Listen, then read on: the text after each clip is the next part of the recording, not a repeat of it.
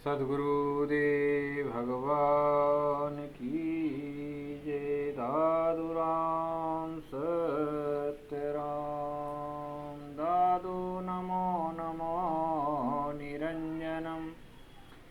नमस्कार गुरुदेवता वंदनम सर्वसाधवा परिणामं परंगत परब्रह्मा परापरं सोममदेव निरञ्जनं निराकार निर्मलं तस्य दादूजी वंदनम। दादू दयाल जी महाराज की जय। निरंजन निराकार की जय। गुरुदेव भगवान की जय। भक्तों सत्यराम, आप लोगों ने पिछले वीडियो में सुना कि गुरुदेव दादू जी महाराज ने अपना घर कैसे त्याग किया, उनका जन्म किस प्रकार हुआ और उन्होंने घर कैसे त्याग किया। ये कथा अब तक पूर्ण हो चुकी है। अब आगे कथा में आगे बढ़ते हुए, जब दादू जी महाराज ने अपना घर त्याग दिया तो पूर्व दिशा की ओर वो बढ़े जा रहे थे।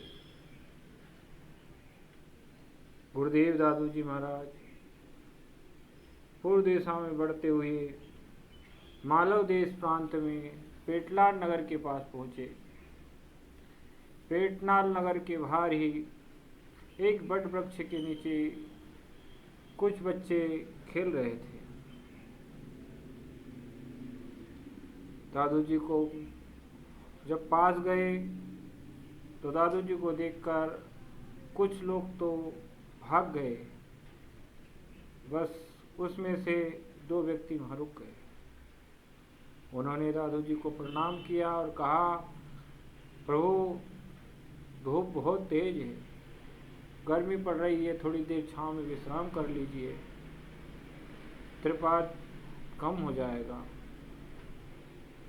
भगवान गुरुदेव दादू दयाल जी महाराज ने उनसे कहा, पेड़ की छाया से त्रिपाद कम नहीं होता।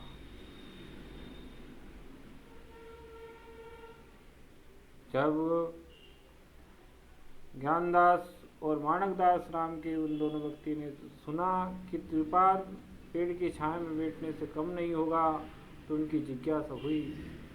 उन्होंने गुरुदेव को प्रणाम करके गुरुदेव को बार बार मनाकर उनको पेड़ की छाया में बिठा दिया और अपने पास जो वस्त्र था उसका असर लगा दिया।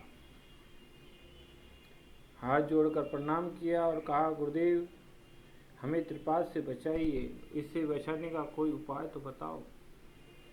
तब दादू जी ने कहा, त्रिपाद से तो सिर्फ हरि भजन ही बचा सकता है, इसके अलावा कोई उपाय नहीं। जब ज्ञानदास मानक दास ने कहा, प्रभु हम आपकी शरण में हैं, इस त्रिपाद का उपाय आप ही के पास है, आप बहुत पहुँचे हुए महापुरुष जान पड़ते हैं, दया करके हम पर दया कीजिए। दादू जी महाराज ने उनकी जिज्ञासा जानकर उन्हें भक्ति उपदेश देकर उनके सर पर हाथ रख दिया और उन्हें चेले रूप में स्वीकार कर लिया और उन्हें गुरु उपदेश दिया।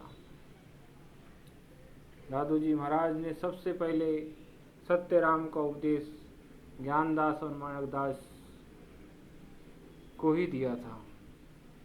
दादू जी के सबसे पहले शिष्य भी ज्ञानदास माणकदास ही बने थे।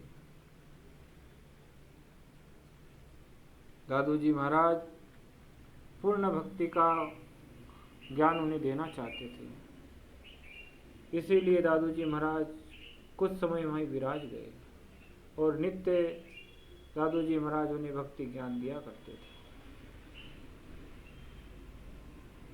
वहीं पास में अब वो पहाड़ था। दादू जी महाराज आगे बढ़ने की इच्छा हुई तब ज्ञानदास और माणकदास ने कहा, गुरुदेव हमें भी साथ रख लीजिए। ज्ञानदास और माणकदास अपने परिवार जो जनों से आज्ञा लेकर और भक्ति मार्ग पर आगे बढ़ गए। ज्ञानदास और माणकदास का संपूर्ण जीवन चरित्र दादू जी इस कथा में नहीं है।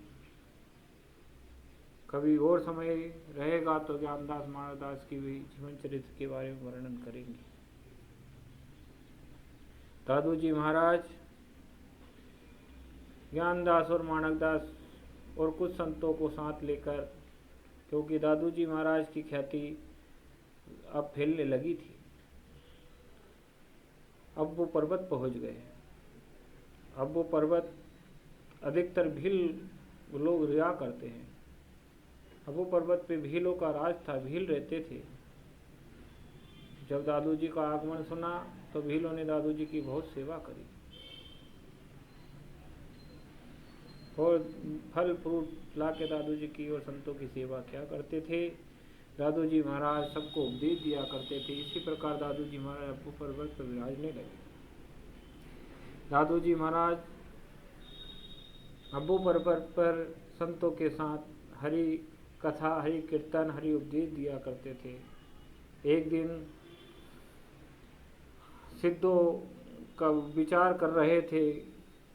उन्होंने कहा, प्रभु भगवान का साथ। एक सिद्ध ने दादू जी महाराज से पूछा कि महाराज ये बताइए कि भगवान को प्राप्त करने का सर्वश्रेष्ठ साधन कौन सा है, जो भगवान के करीब ले जा सके और हमें हमारे जीवन को मोक्ष दिला सके। इस पर गुरुदेव दादू जी महाराज ने कहा कि भगवान के करीब तो सिर्फ हरि नाम ले जा सकता है, और भगवान को पाने का भी रास्ता ही हरि नाम ही है, और भगवान के मोक्ष दिलाने का कारण भी हरि नाम ही है। आप हरि नाम का सुमरण करें और भक्ति करते रहें। इस पर दादू जी ने उन संतों को एक पद गा के सुनाया। वो पद इस प्रकार है। नाम रे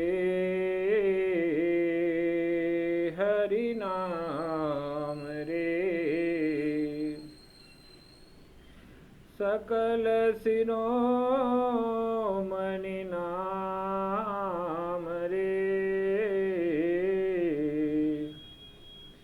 मैं बलिहारी जाऊं रे, दोस्तर तारे पार उतारे, नरक निवारे नाम रे, तारण हारा भोजल पारा, निर्मल सारा नाम रे, नूर दिखावे तेज मिलावे, ज्योति जगावे नाम रे, सब सुखदाता अमृत राता, दादू माता नाम रे, नाम रे हरि नाम रे, सकल शिरोमणि नाम रे, मैं बलिहारी जाऊं रे, सकल शिरोमणि नाम रे। इस प्रकार पद गा के दादू जी महाराज ने कहा, हरि नाम ही सकल शिरोमणि है, यही तारणहारा है और यही पालनहारा भी है। यही ज्योति रूपी दिव्य आत्मा में जलता रहता है। इसकी बलिहारी जाना चाहिए। ये अमृत के समान है। अब दादू जी महाराज इस प्रकार उपदेश देते रहे, संत भक्त सुनते रहे। गुरुवाणी गुरुजी जी के उपदेश इस प्रकार मीठे लग रहे थे, सब मग्ध मुग्ध होकर सुन रहे थे।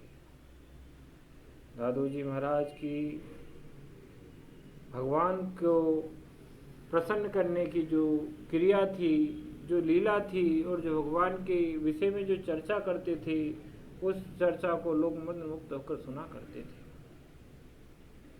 गुरु महाराज का इस प्रकार उपदेश देना, इसी प्रकार अब पर्वत पर कुछ समय दिन विराजते रहे। कुछ दिन बीतने के बाद दादू जी महाराज वहीं ठहरे हुए थे और एक दिन भक्ति कर रहे थे। भक्ति कर रहे थे और अपने संतों के साथ उपदेश दे रहे थे। उसी समय दादू जी महाराज ने आसमान की ओर तरफ देखा और उपदेश देते देते वहीं पर ठहर गए।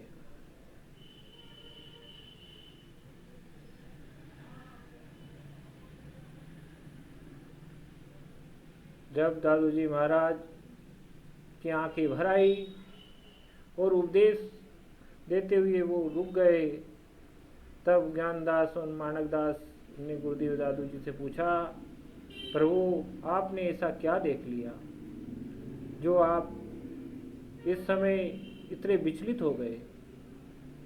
दादू जी महाराज ने कहा, माणकदास, ज्ञानदास, इस शरीर के जो मेरे माता पिता है, इस समय वो संसार छोड़कर हरिधाम को जा रहे हैं। उनने अपना देह त्याग कर दिया है। माता मेरे बिछड़ने का दुख पिता मेरे बिछड़ने का दुख सहन नहीं कर पाए, माता भी उन्हीं के साथ चली गई। भगवान का विमान में विराजमान होकर वैकुंठ को स्वर्ग की ओर जा रहे हैं। गुरुदेव दादू जी की बात सुनकर ज्ञानदास और माणकदास का भी दिल भर आया और उनको प्रणाम कर गुरुदेव जी ने अपनी श्रुति को तोड़ी और भगवान को कहा, परमात्मा इनका ध्यान रखना। इस प्रकार दादू जी महाराज के माता पिता लोधीराम जी नागर और बस्सीबाई ने भी अपना शरीर त्याग कर दिया था। दादू जी महाराज की आगे की कथा को बढ़ाते के लिए अब आगे मैं अगले वीडियो में बताऊंगा कि दादू जी महाराज ने आगे क्या किया, ज्ञानदास माणकदास को कौन सा उपदेश दिया और दादू जी महाराज आगे कहाँ ठहरे। अगले आने वाले वीडियो में ये पूरा वृत्तांत आप सुनोगे। दादू राम। अब इसी के साथ मैं अपनी वाणी को विराम देता हूँ। दादू राम सत्य राम। सदगुरु महाराज की जय। सेवक की रक्षा करे सेवक के प्रतिपाल, सेवक की बाहर चढ़े गुरु दादू दीन दयाल। जय गुरुदेव भगवान की।